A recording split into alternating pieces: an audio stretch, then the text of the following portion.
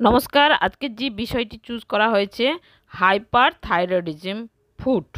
তাহলে খাদ্য তালিকা বলার আগে তার আগে বলে রাখবো যে হাইপার থাইরয়েডিজম কেন হয়, হাইপার থাইরয়েডিজমে থাইরয়েডের লেভেল কত থাকলে তবেই আমরা হাইপার থাইরয়েডিজম বলি, তারপরে হাইপার থাইরয়েডিজম কী কারণে হয় এবং তারপরে বলবো আমরা হাইপার থাইরয়েডিজমে কোন কোন ফুড খাওয়া উচিত এবং কোন কোনগুলি অ্যাভয়েড করা উচিত। আমার আই বটমে যে টপিকগুলো আছে একটু দেখে নেবেন। হাইপারথাইরয়েডিজম বা অতিরিক্ত থাইরয়েড হরমোন নিঃসরণের কারণ হলো থাইরয়েড গ্রন্থি দ্বারা থাইরয়েড হরমোনের বেশি পরিমাণে উৎপাদন, যা গ্রেভস ডিজিজ, থাইরয়েডাইটিস, বিষাক্ত অ্যাডেনোমা বা অতিরিক্ত আয়োডিন গ্রহণের মতো বিভিন্ন কারণে হতে পারে। থাইরয়েড গ্রন্থি থেকে যে থাইরয়েড উৎপন্ন হয় T3, T4, TSH, তার নর্মাল লেভেলটাও জানতে হবে, তবেই আমরা বলতে পারবো যে থাইরয়েড বেশি না থাইরয়েড কম। বেশি হলেও খারাপ, কম হলেও খারাপ। তাহলে আমরা নর্মাল লেভেলটা জেনে নেব। তাহলে নর্মাল লেভেলটা কত? T4 normal level 0.93 to 1.70 nanogram per decilitre, আর TSH এর normal level 0.27 to 4.20 micro international unit per millilitre. তাহলে এটাই নর্মাল লেভেল। তাহলে এর থেকে বেশি যদি হয় তাহলে সেটাই হাইপারথাইরয়েডিজম। তাহলে এবারে আমরা জানবো কারণ কি কি কারণে হাইপারথাইরয়েডিজম হয়। অটো ইমিউনো রোগের কারণে হতে পারে, যে ইমিউনিটি পাওয়ার ভীষণ লস, সে ব্যাকটেরিয়া বা ভাইরাস বা অন্যান্য কারণে হতে পারে, যার জন্য থাইরয়েড বেরোতে বাধ্য করছে। Thyroid stimulating releasing pituitary adenoma, অর্থাৎ ওখানে টিউমার হয়েছে পিটুইটারিতে, তার জন্য থাইরয়েডকে জোর করছে যে থাইরয়েড বেশি তুমি বেরো। এছাড়া জিনগত কারণ, অর্থাৎ পিতামাতার থাইরয়েড আছে, সেখান থেকে তার পুত্র সন্তান বা কন্যা সন্তানের মধ্যে থাইরয়েড চলে আসছে, তার জন্য হতে পারে যে থাইরয়েড বেশি।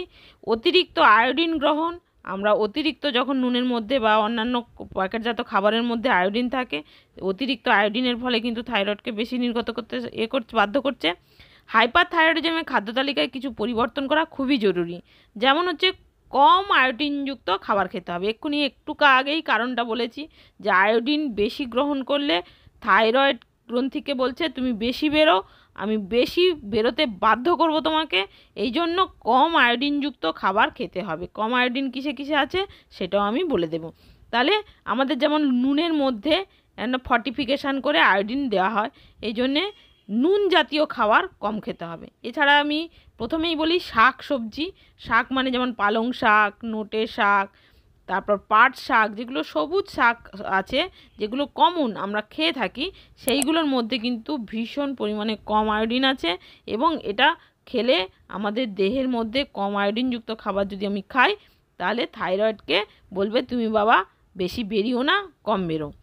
এবার ছাড়া ফলের মধ্যে আমরা জানি প্রচুর পরিমাণে ভিটামিন আছে, যেটা হচ্ছে খুবই সাহায্য করে যে থাইরয়েড তুমি বাবা কম বেরো, তুমি বেশি বেরোলে আমার শরীর ভালো থাকছে না, আমার শরীরে অন্যান্য সাইন সিমটমগুলো দেখা যাচ্ছে, যেমন বুক ধড়ফড়, যেমন যদি মেয়েরা হয় তাদের পিরিয়ডসের পরিমাণ বেশি, এইগুলো দেখা যাচ্ছে। বেশি খাওয়া। এছাড়া গোটা শস্য যদি খায় খুবই ভালো। গোটা শস্য যেমন মুগ ডাল, গোটা মুগ ডাল ভিজিয়ে খাও, ছোলা, মটর, এগুলো দানা যেহেতু তার খোলাটা রয়েছে সেটা ভিজিয়ে খাও। এছাড়া হচ্ছে গমটাও ময়দা খাওয়া যাবে না, গম খেতে হবে, মানে তার আটা খেতে হবে। এছাড়া অন্যান্য যে সমস্ত খাদ্যশস্যে খোলাটা রয়েছে সেই খাদ্যশস্যগুলো খুবই ভালো। এছাড়া ডিমের সাদা অংশ, ডিমের সাদা অংশ, কুসুমটা নয় কিন্তু, ডিমের সাদা অংশ খুবই উপকারী। যাদের থাইরয়েড আছে তারা ভেবে রাখো যে ডিমের সাদা অংশ প্রতিদিন 2টি করে ডিমের সাদা অংশ খাও, তাহলে তোমার ব্রেকফাস্টে থাকুক বা অন্য কিছুতে থাকুক ভালো।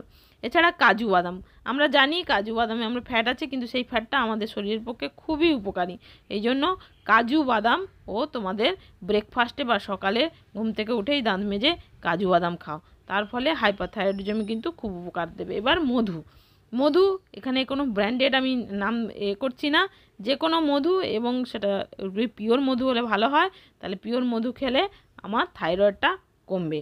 এছাড়া কি আছে যে চর্বিহীন প্রোটিন, তাহলে খুবই কম পাওয়া যায়, যে মাংসে চর্বি মানে চিকেন, আমি যদি চিকেন খাই এবং যদি ছোট চিকেন খাই তাহলে চর্বিহীন পাবো। এছাড়া মাছেও চর্বিহীন। এছাড়া ক্যালসিয়াম, ভিটামিন ডি, আয়রন এবং সেলেনিয়াম সমৃদ্ধ খাবার। তাহলে আমরা জানি যে ক্যালসিয়াম ট্যাবলেট খাই, ভিটামিন ডি ট্যাবলেট খাই, আয়রন ট্যাবলেট খাই, তার সঙ্গে এগুলো যদি ওই জাতীয় খাবার খাওয়া যায়, ক্যালসিয়াম জাতীয় খাবার, ভিটামিন ডি জাতীয় খাবার, আয়রন জাতীয় খাবার খাই। এর যে আমার আরও টপিক রয়েছে, এগুলোর কি কি খাবার রয়েছে সেগুলো আমি পরে তোমাদের বলে দেবো। ওমেগা 3 ফ্যাটি অ্যাসিড সমৃদ্ধ খাবার, সামুদ্রিক মাছ, এগুলো খাওয়া খুবই ভালো। এছাড়া স্বাস্থ্যকর ফ্যাট অর্থাৎ অলিভ অয়েলে আছে জানি ফ্যাট, কিন্তু সেটা যেহেতু ওমেগা 3 থাকে, খুবই ভালো ফ্যাট, ওই জন্য অলিভ অয়েল খাও। যে খাদ্য দেওয়া যাবে না, এইবার আমরা আসছি, এতক্ষণ তো আমরা পড়লাম কি কি খাদ্য যাবে, তার ওর একটা খাদ্য তালিকা তোমরা তৈরি করবে, যে সকালবেলা উঠে কাজু খাবে, তারপরে ডিমের সাদা অংশ খাবে, এগুলো তৈরি করবে। কিন্তু যে খাদ্য খাওয়া যাবে না, অর্থাৎ মাথার ধারে লিখে রাখো যে এই খাদ্য খাওয়া যাবে না।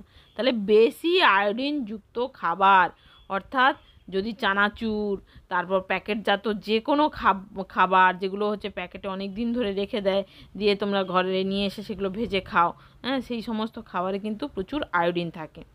এছাড়া সোয়াবিন জাতীয় কোনো প্রোডাক্ট খাওয়া যাবে না, কারণ এটা থাইরয়েড বেশি হতে সাহায্য করে। যেমন সোয়াবিনের যেমন সয়া মিল্ক, টোফু, এগুলো অনেকের খাওয়ার অভ্যেস আছে, হ্যাঁ, তাহলে এগুলো কিন্তু খাওয়া যাবে না, এগুলো থাইরয়েড বেরোতে বেশি বাধ্য করে। আর প্রক্রিয়াজাত খাবার, এটা বারবার ফাস্ট ফুড, প্যাকেট করা খাবার, এটা বারবার বলা, যে সমস্ত খাবার প্যাকেটজাত সেগুলো খাওয়া যাবে না। এই কফিতে আমি ক্রস দিয়ে রেখেছি, খুব খেতে ভালো লাগে না, তাহলে কফি কিন্তু খাওয়া যাবে না, এটা থাইরয়েড বেশি বেরোতে বাধ্য করে, ওই জন্য কফি খাওয়া যাবে না। আর একটা দেখলাম তুমি দুঃখ পাবে, দুধ জাতীয় খাবার, দুধের দ্বারা সেটা চিজ হতে পারে, দই হতে পারে, অন্যান্য যে কোনো খাবার হতে পারে, দুগ্ধ বা দুগ্ধ জাতীয় খাবার খাওয়া যাবে না।